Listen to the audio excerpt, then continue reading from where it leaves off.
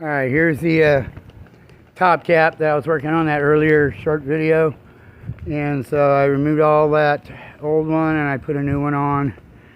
And now it just needs to have some silver roofing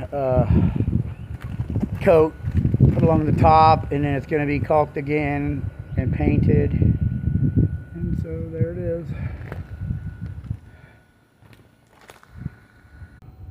Okay, here's a ground view of that. I can zoom in and zoom out. So, the view of the house. Nice lake. The lake is way low though. Way down, probably. Well, they're building a new dam, so that's why it's so far down. But one more time, real quick.